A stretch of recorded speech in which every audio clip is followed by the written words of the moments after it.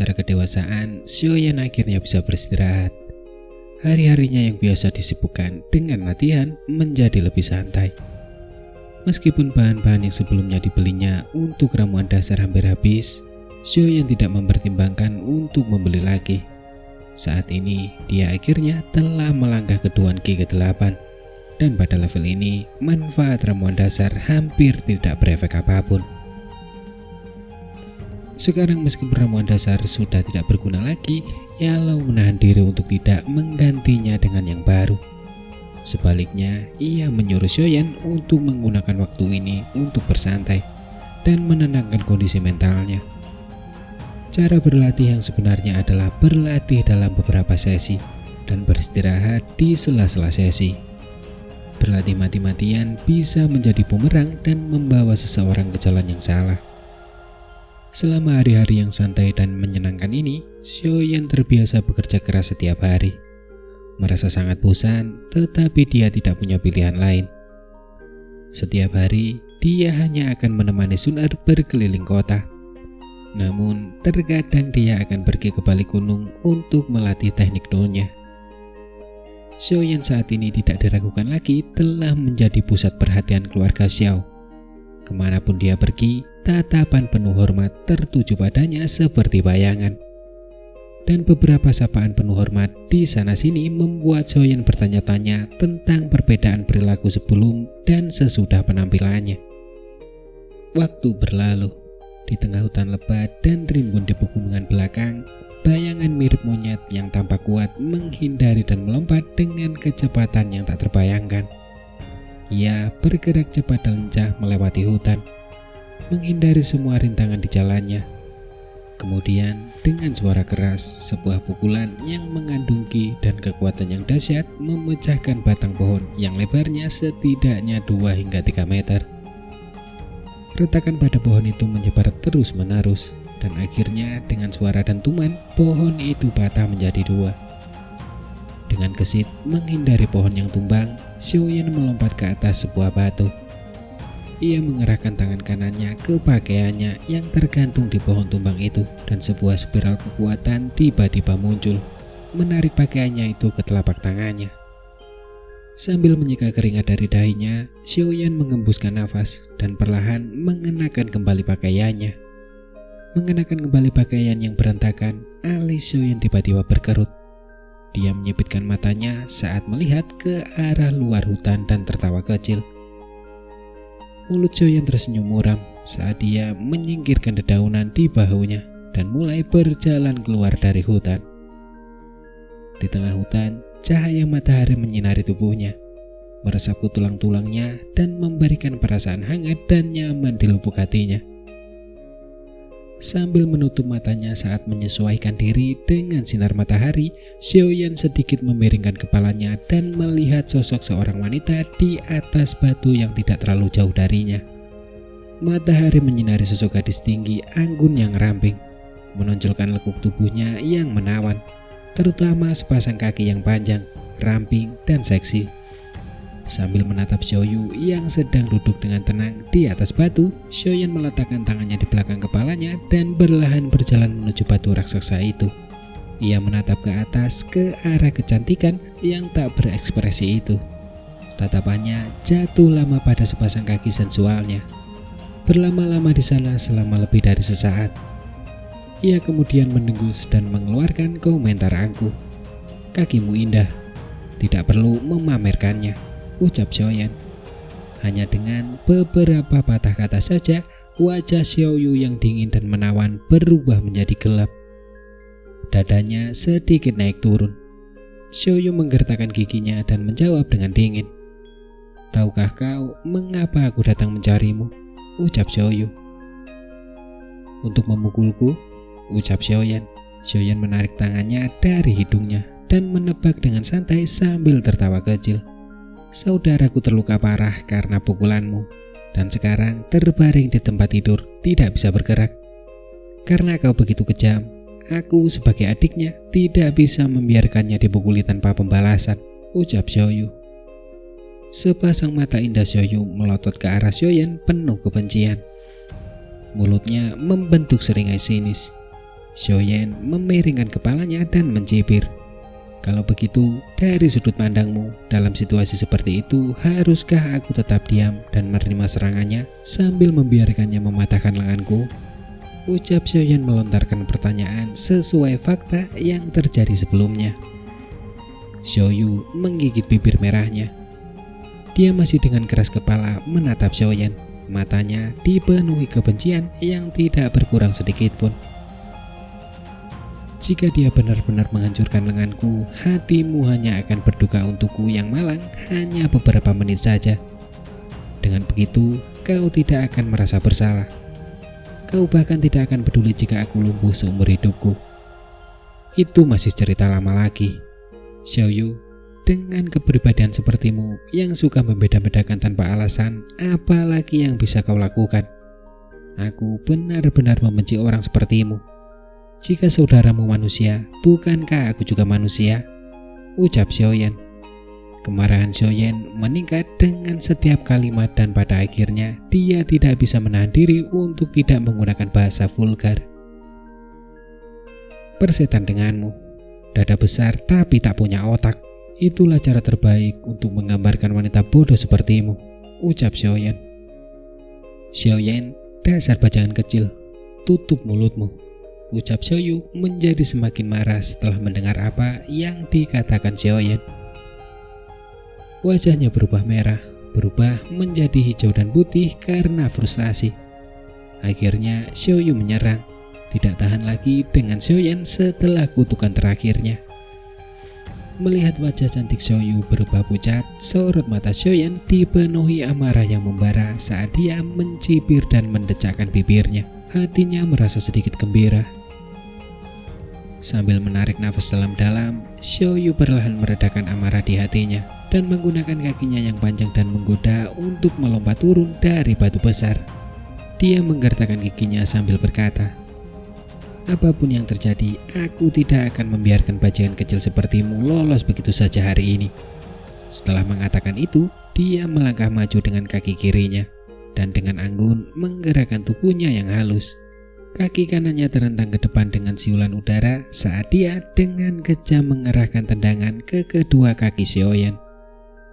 Dengan gerakannya yang tiba-tiba, Xiaoyan hanya bisa mengumpat dan segera melompat mundur, nyaris menghindari tendangan Xiaoyu. Tidak peduli seberapa berbakatnya dirimu, kamu hanyalah seorang Tuan Qi ke-8. Jika aku tidak memberimu pelajaran hari ini, kesombonganmu mungkin akan mencapai langit, ucap Xiaoyu. Melihat Xiaoyan yang terus-menerus menghindari serangannya, dia tertawa dingin saat kakinya yang panjang dan ramping menari-nari di udara seperti badai.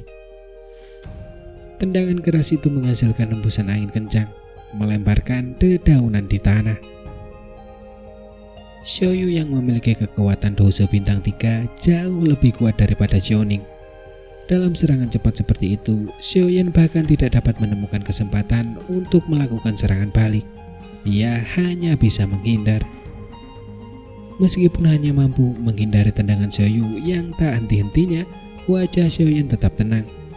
Ia menyipitkan mata sedikit dan dengan tatapan tajam, ia terus mencari kelemahan lawannya untuk dimanfaatkan. Xiaoyan menangkis rentetan tendangan Xiaoyu dengan tangannya. Tetapi setiap kali memukul, lengannya terasa sedikit lebih sakit. Bagaimanapun juga, sepertinya Xiaoyu bukan orang bodoh. Dia tidak berusaha sekuat tenaga untuk menghadapi Xiaoyan, dan meskipun serangannya tampak agresif, serangan itu paling-paling hanya akan menyebabkan cedera jangka pendek. Melihat sosok Xiaoyan yang tergesa-gesa mundur, bibir merah Xiaoyu terangkat puas. Dia melangkah maju sedikit dan sekali lagi dengan ganas bersiap untuk melancarkan serangan. Namun saat ia mulai menyerang, Xiaoyan yang sejak awal selalu menghindar tiba-tiba berubah dari seekor domba jinak menjadi seekor serigala ganas. Dengan telapak tangan Xiaoyan yang melengkung mengarah padanya, Xiaoyu merasakan sebuah daya hisap yang kuat tiba-tiba menarik dan ia terhuyung ke depan. Saat tubuhnya condong ke depan, doki dalam tubuh Xiaoyu dengan cepat terkumpul di kakinya. Dia hendak berdiri tegak di tanah, namun daya hisapnya tiba-tiba menghilang dan sebagai gantinya adalah daya dorong yang kuat. Dengan tarikan dan dorongan, Xiaoyu akhirnya kehilangan keseimbangan dan terhuyung mundur beberapa langkah. Tiba-tiba terjatuh dan mendarat dengan pantatnya. Secara tiba-tiba didorong jatuh oleh serangan tiba-tiba Xiaoyan, Xiaoyu tampak sangat terkejut. Dia benar-benar lupa untuk segera bangkit kembali, dan ketika dia akhirnya tersadar dari linglungnya dan mencoba bereaksi, sosok yang menyerupai harimau ganas turun dari langit dan menjepitnya dengan kuat ke tanah. "Tuan bajingan ini akan memperkosamu hari ini," ucap Xiaoyan. Memar di wajahnya dan luka di sekujur tubuhnya membuat Xiaoyan menahan nafas, sementara kedua tangannya menempel ke denyut nadi Xiaoyu di pergelangan tangannya yang pucat. Xiaoyu terkejut setelah mendengar kata-kata kasar Xiaoyan. Setiap detik berlalu saat dia melawan dengan sekuat tenaga, wajahnya semakin memerah karena kekalahan dan amarah. Namun Xiaoyan terbukti lebih kuat. Dia mulai mencengkram pergelangan tangan Xiaoyu lebih erat, menyebabkan tangannya perlahan mati rasa. Setelah berjuang sia-sia untuk waktu yang singkat, Xiaoyu terpaksa menyerah pada usahanya yang sia-sia. Dia merasa sangat malu. Melotot ke arah Xiaoyan, dadanya yang besar sedikit terangkat saat dia mulai memarahinya. "Bajingan kecil, lepaskan aku," ucap Xiaoyu. Xiaoyan membuka mulutnya, meringis karena rasa sakit yang dirasakannya akibat memar. Dia menarik nafas dalam-dalam beberapa kali dan menunduk sambil mencibir. "Membiarkanmu pergi? Apakah aku dipukul tanpa alasan? Aku bilang aku akan memperkosamu hari ini," ucap Xiaoyan.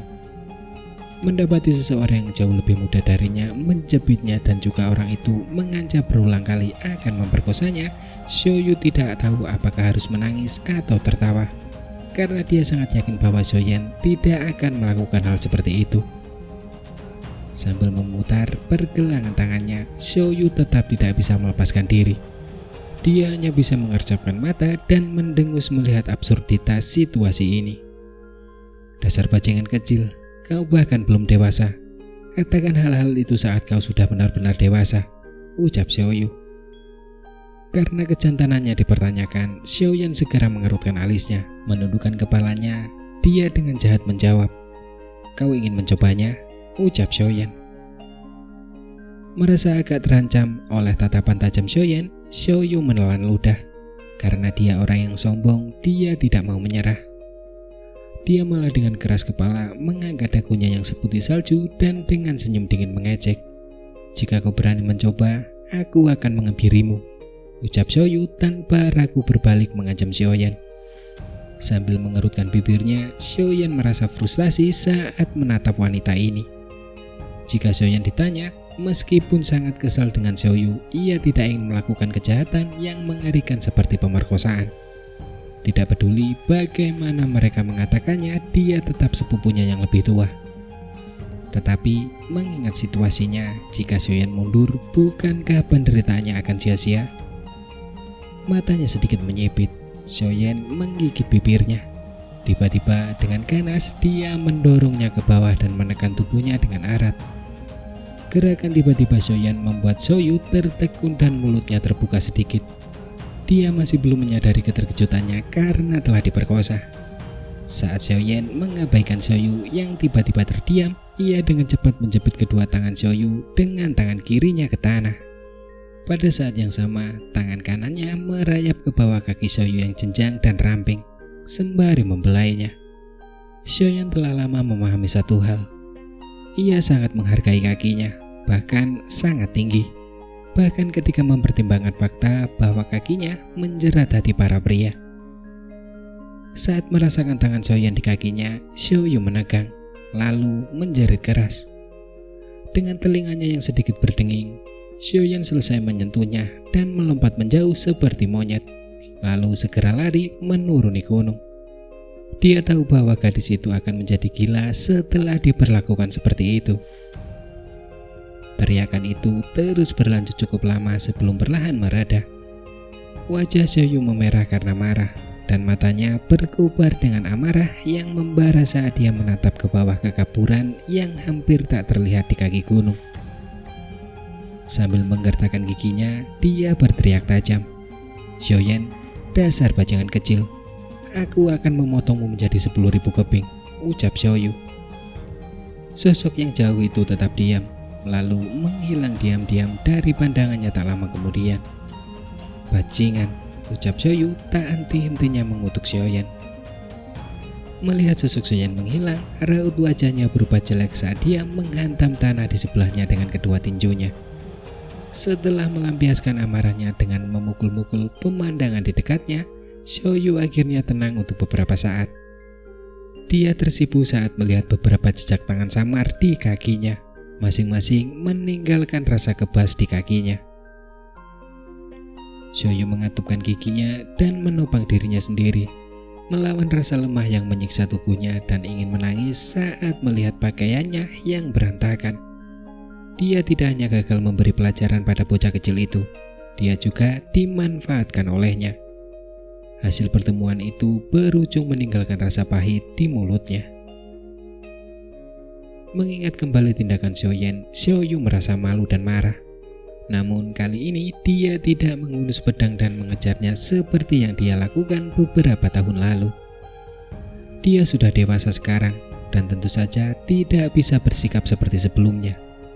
Membiarkan semua orang di klan tahu bahwa pahanya telah disentuh oleh bocah nakal itu. Xiaoyu berdiri di sana sambil berpikir sebentar sebelum menghentakkan kakinya dan mengumpat dengan suara rendah. "Bajingan kecil, sebaiknya kau tidak memberiku kesempatan. Kalau tidak, semuanya tidak akan baik," ucap Xiaoyu. Xiaoyu mengernyitkan hidungnya, membiarkan rambut hitamnya yang halus berkibar tertiup angin. Ia membersihkan debu dari pakaiannya yang berantakan, merapikannya sedikit, lalu dengan agak lesu mulai menuruni gunung. Setelah berlari menuruni gunung dengan gelisah, Xiaoyan segera bersembunyi di balik semak-semak di kaki gunung dengan keringat dingin mengalir di punggungnya. Baru setelah melihat Xiaoyu lewat, dia bisa menghela nafas lega. Dia mengusap hidungnya dan tanpa sadar mengayunkan lengan kanannya di depan dada dan meraih lengan satunya. Sambil menatap dengan ekspresi melamun di wajahnya, dia berbisik. Dibandingkan dengan beberapa tahun yang lalu, menyentuhnya sekarang terasa jauh lebih baik. Di hadapan wanita bodoh ini, aku tidak pernah bisa menahan amarahku. Sepertinya keluhan masa kecilku benar-benar lebih dalam dari biasanya, ucap Xiaoyan tertawa getir sambil memutar lehernya. Sambil menarik nafas dalam-dalam, dia menyingkirkan pikiran itu. Setelah sekali lagi mendapatkan kembali ketenangan pikirannya yang dulu, dia perlahan melangkah keluar. Berjalan menjauh dari tempat persembunyiannya, Xiaoyan tiba-tiba berhenti dan dengan agak malu menoleh untuk melihat gadis berpakaian hijau yang bersandar di pohon di kejauhan. "Sun-er, apa yang kamu lakukan di sini?" gumam Xiaoyan. Sun-er yang jauh bersandar malas di pohon. Ikat pinggang ungu di pinggangnya yang kecil berkibar bebas tertiup angin saat matanya yang indah menyapu Xiaoyan.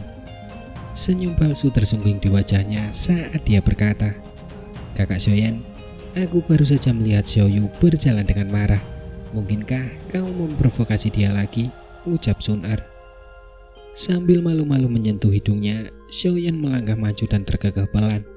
Siapa yang tahu? Mungkin dia dalam suasana hati yang buruk lagi, ucap Xiaoyan. Melihat Xiaoyan yang tertawa, Sun-er tidak dapat menahan diri untuk menggelengkan kepalanya.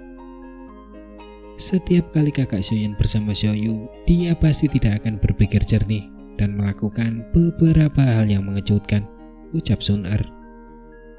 Mendengar perkataan Sun-er, Xiaoyan merasa sedikit bersalah, namun dia mengangkat bahunya tanpa dosa dan berkata, "Kau tahu, aku terpaksa melakukannya," ucap Xiaoyan. Sambil tertawa pelan, Sun-er mengerutkan bibir kecilnya. Kedua tangannya ditaruh di belakang punggungnya. Kecantikan anggun gadis itu sungguh mengharukan. Besok adalah hari untuk pergi ke pavilion metode Qi untuk mencari teknik baru. Kakak Xiaoyan harus bersiap, katanya sambil pergi, tetapi suara itu masih terdengar.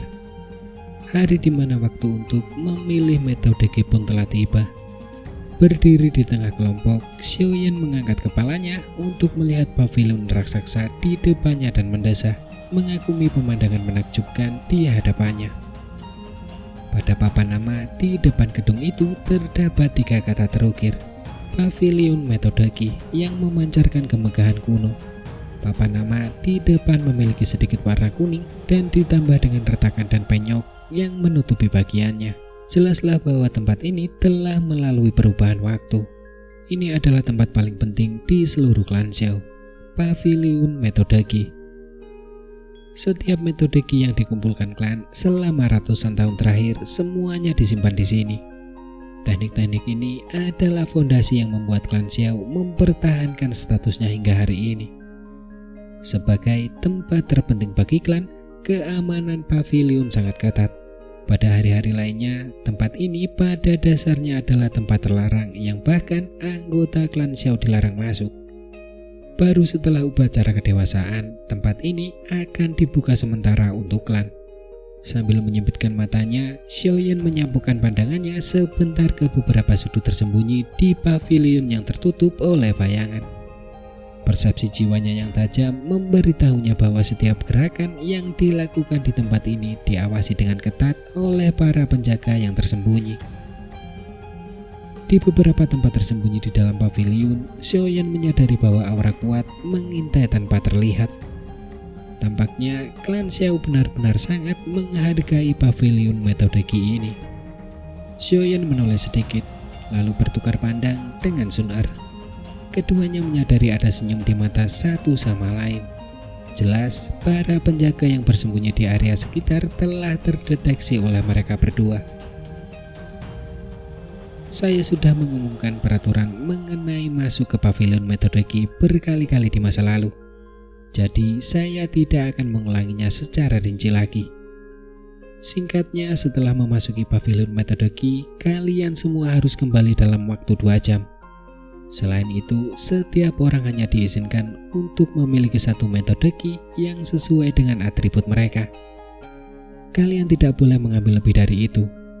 Jika ada yang mencoba menyelinap pergi dengan lebih banyak, orang itu akan kehilangan haknya untuk mendapatkan metodeki. Karena itu, kalian semua sebaiknya berhati-hati, ucap Xiaozhan. Berdiri di puncak tangga, tatapan memerintah Xiaozhan menyapu para pemuda di bawahnya saat dia mengatakan ini dengan nada serius. Kami mengerti, teriak kelompok itu dengan penuh semangat sebagai balasan. Semua orang menatap pavilion raksasa itu dengan penuh hasrat. Memperoleh metodeki yang lebih baik sama saja dengan mendapatkan keunggulan atas rekan-rekannya. Secara langsung menempatkan diri mereka di posisi terdepan. Ini selalu menjadi sesuatu yang sangat diinginkan oleh setiap anggota klan. Karena kalian semua sudah paham aturannya, mari kita mulai, ucap Xiaozhan. Xiaozhan mengangguk puas, ia melangkah mundur dan memperlihatkan pilar batu di depan pintu pavilion. Pilar itu tingginya sekitar 1 meter dan di atasnya terdapat bola kristal bening. Dengan gerakan tangannya, 2 pengawal yang ada di belakang mulai mendorong pintu hitam besar itu. Pintu itu berdiri pelan saat terbuka perlahan. Setelah menentukan atributmu, kamu boleh memasuki pavilion. Ingat, saat masuk, ikuti jalan yang ditandai dengan atributmu. Jangan sampai kamu salah jalan, ucap Xiaozhan. Sambil menganggukkan kepala ke arah kerumunan, Xiaozhan memberi isyarat agar ujian dimulai. Melihat isyarat Xiaozhan, seorang pemuda di depan dengan gembira melompat ke tangga. Saat dia meletakkan kedua tangannya di atas bola kristal, cahaya hijau samar muncul. Atribut angin, baiklah, kamu boleh masuk, ucap Xiaozhan. Xiaozhan melirik bola kristal itu dan mengangguk sambil tersenyum. Karena seseorang telah memimpin, semua orang di bawah tidak bisa lagi tinggal diam. Satu persatu, mereka bergegas menaiki tangga. Dan setelah menentukan atribut, mereka menyerbu pavilion metodeki secara massal. Melihat kerumunan orang di sekitarnya mulai menipis, Xiaoyan menyentuh hidungnya dan tersenyum pada Sun Er. Ayo kita lihat teknik apa yang bisa kita dapatkan, ucap Xiaoyan. Sun Er mengulurkan tangannya dengan manis. Metodeki klan itu sebenarnya tidak menarik baginya sama sekali. Namun karena Xiaoyan tertarik, dia akan dengan senang hati menemaninya.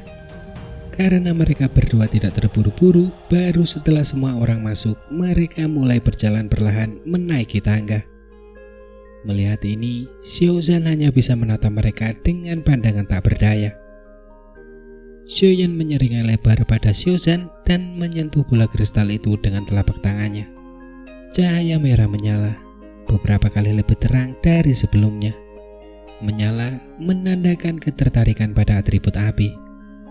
Xiaozan sudah tahu sifat anaknya sendiri, jadi ekspresinya tetap tidak berubah. Dengan anggukan kecil, matanya tiba-tiba melesat ke sekeliling dan kemudian dia melangkah maju tanpa diketahui. Sambil terbatuk, Xiaozan membungkuk ke depan dan berkata dengan suara lembut, "Jalan api, jalur 3, kamar 43. Mendengar apa yang dikatakan Xiaozan, Xiaoyan awalnya terkejut, tetapi langsung merasa geli saat menyadari bahwa ayahnya sebenarnya menyalahgunakan wewenangnya demi putranya. Setelah mengangguk, Xiaoyan berdiri di samping untuk mengamati. Sekarang giliran Sun Er yang diuji. Sun Er menatap bola kristal yang berkilau itu dan ragu sejenak. Kemudian sambil menggelengkan kepalanya dengan ekspresi enggan, dia dengan lembut menyentuh bola kristal itu dengan jarinya yang ramping.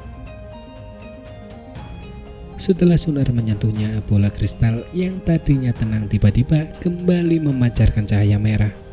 Untuk sesaat, bola itu menjadi sepanas dan menyilaukan seperti bola api. Tercengang oleh bola kristal yang kini telah berubah menjadi bola api, mulut Xiaozan sedikit terbuka saat dia tanpa sadar menarik nafas tajam.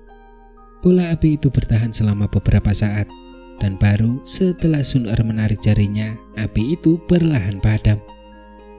Setelah cahaya itu padam, terlihat berbagai retakan tipis menutupi seluruh bola kristal.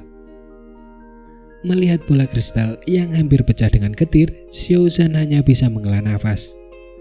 Menatap Sun Er dengan tatapan yang tampaknya penuh dengan makna tersembunyi. Dia melambaikan tangannya dan berkata, "Cepat masuk," ucap Xiaoyan. Tubuh api yang murni. Sayang sekali dia tidak terlahir dengan ketertarikan pada atribut kayu. Kalau tidak, dia pasti terlahir sebagai alkemis. Sementara Xiaoyan masih terkejut dengan kejadian yang terjadi di hadapannya, dia mendengar suara Yalau yang dipenuhi dengan keheranan. Mengangguk pelan dalam hatinya, Xiaoyan menatap Sun Er yang berjalan ke arahnya. Sambil mengangkat bahu, dia berbalik dan berjalan ke paviliun metode Qi. Tatapan mata Xiaozan tertuju pada dua orang yang berjalan berdampingan ke paviliun metode Qi, lalu kembali menatap bola kristal itu. Bola kristal itu akhirnya pecah menjadi beberapa bagian. Dia mengusap dagunya dan bergumam pada dirinya sendiri, "Ini sungguh luar biasa. Gadis Sun Er ini tidak hanya memiliki temperamen yang baik, dia juga sangat cantik. Namun latar belakangnya juga sangat mengerikan. Dia jauh lebih baik daripada Nalan Yanran. Kalau saja Yan Er bisa memiliki pengantin seperti dia, alangkah baiknya itu," ucap Xiaozan. Setelah mengutarakan pikirannya dengan lantang, Xiaozan menggelengkan kepalanya dan tertawa terbahak-bahak mengejek dirinya sendiri. Ia tidak percaya bahwa ia benar-benar memiliki khayalan yang begitu liar. Sementara Xiaozan tengah menertawakan dirinya sendiri, dia tidak menyadari bahwa Sun Er yang hendak memasuki paviliun menegang. Sementara telinganya yang halus mendengar. Itu menjadi nampak persis seperti bola kristal tadi, berwarna merah menyala serta memikat.